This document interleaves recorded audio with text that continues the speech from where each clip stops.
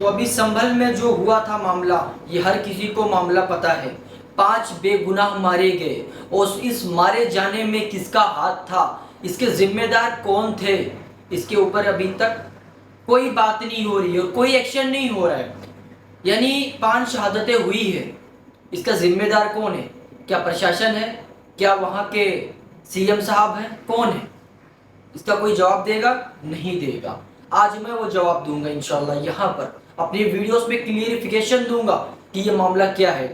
پہلی چیز یہ ہے، آج انڈیا میں یعنی ہندوستان میں کسی بھی جگہ پر کوئی بھی نان مسلم یعنی ہندو پچ کوئی بھی مسجد کے اوپر، کوئی بھی مدارس کے اوپر، کوئی بھی درگاہ کے اوپر آ کر کے کلیم کرتا ہے کہ یہاں پر پہلے مندر تھا، اور وہ کورٹ میں جاتا ہے، چھوٹے کورٹ میں جا کر وہاں پر اپلیکیشن فائل کرتا ہے، اور وہاں کی چھوٹی کورٹ جو ہوتی ہے وہ منظور کرتی ہے اور ان کو اتھارٹی دے دیتی ہے سروے کرنے جانے کی۔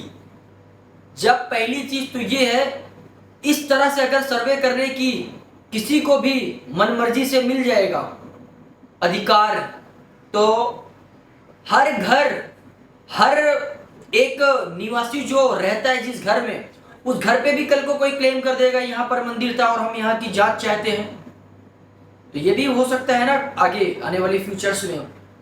اور دوسری چیز، آج تک ہندوستان میں کوئی مسلمان اب تک کسی مندر کے اوپر کیوں نہیں بولا کہ یہ مندر کی جگہ پر کوئی مسجد تھی، کوئی درگاہ تھا، کوئی اسلام کا مرکز تھا کر کے؟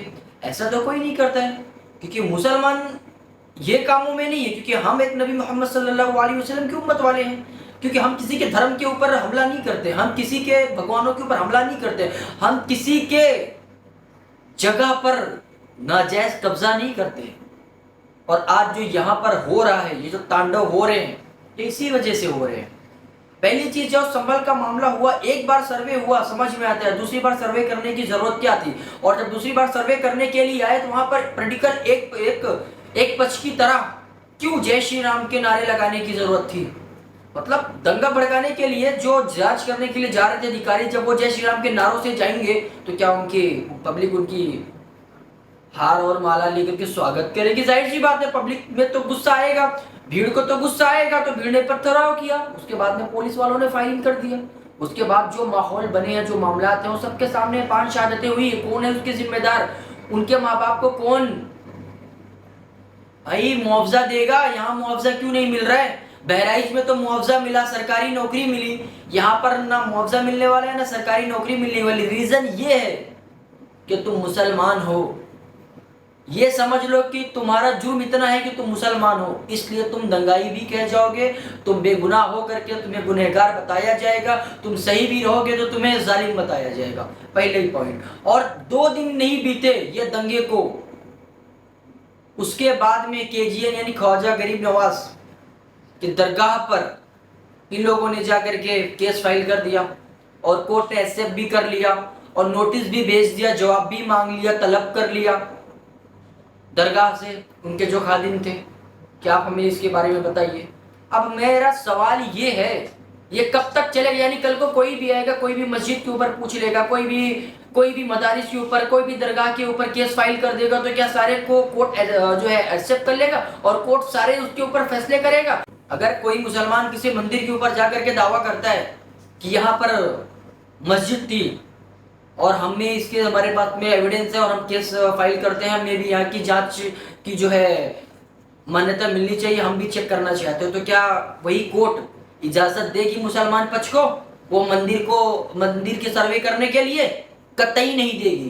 زندگی میں کوئی بھی عدالت ہندوستان میں آج کے ٹائم پہ نہیں ہے جو یہ فیصلہ دے دے، جو یہ چیز کو، یہ اپلیکیشن کو ایکسپٹ کر لے، نہیں کرے گی۔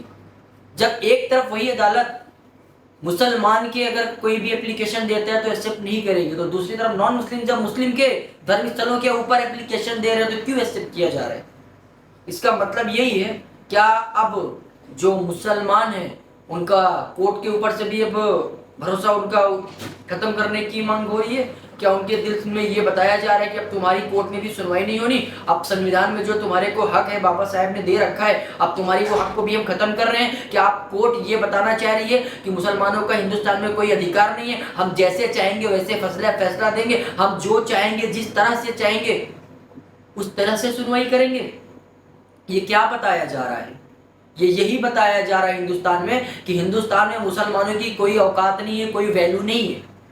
और मैं मुसलमानों से कहना चाहता हूँ ये आज दिन क्यों आया है? क्योंकि तुम मुत्तहिद नहीं हो, क्योंकि तुम आज शिया सुन्नी देवबंदी वहाबी में बढ़ गए हो। क्योंकि आज एक मस्जिद के ऊपर हमला होता है तो दूसरे, यानी कि अगर शिया की मस्जिद पे हमला होता है तो सुन्नी और वहाबी देवबंदी कहते हैं कि नहीं, अच्छा हुआ।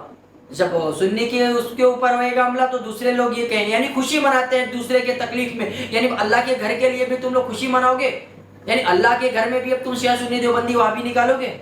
यानी एक मुसलमान मारा जाएगा नबी की वो कलमा पढ़ने वाला तो तुमको खुशी मिलेगी कि वो सुन्नी है तो खुशी है, वहाबी है तो नहीं है, जाने दो, खुशी मनाएंगे?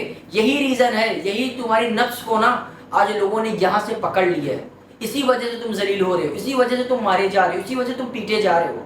जब तक तुम मुत्तहिद नहीं होगे, जब तक तुम ये नहीं समझो कि हर एक मुसलमान कलमा पढ़ने वाला आपका भाई है, तब तक तुम्हारे ऊपर ये जलालत खत्म नहीं होगी। जिस दिन आपने ये समझ लिया, जिस दिन मुत्तहिद हो गए, जिस दिन एक प्लेटफॉर्म पर जमा हो गए, उसके बाद कोई जुल्म नहीं करेगा, उसके बाद में आपके साथ में नाइंसाफी नहीं होगी, उसके बाद में आपसे कोई पूछने वाला नहीं है। और रही बात, मैं इसका चैप्टर 2 वीडियो भी लेके आऊंगा इंशाल्लाह, न्यू वीडियो लेके आऊंगा, 2 दिन के बाद में लेके आऊंगा चैप्टर 2 पॉलिटिशियन और इंडियन मुस्लिम के ऊपर, जो बहुत ही अच्छी वीडियोस होगी। आप सोच भी नहीं सकते मैं ऐसी वीडियो इंशाल्लाह लेकर के आऊंगा जिससे आप लोगों की आंखें खुल जाएगी कि असल में कौन लीडर है, कौन कौम का गद्दार है। इसके ऊपर भी मैं मुकम्मल वीडियो लेके आने वाला हूं मेरे भाई। आप लोग हमारे अकाउंट को जो है सब्सक्राइब करो, लोगों में शेयर करो, हमारे हर एक वीडियो को आप लाजमी देखें, आपको वो इन्फॉर्मेशन मिलेगी जो कहीं नहीं मिलने वाली है।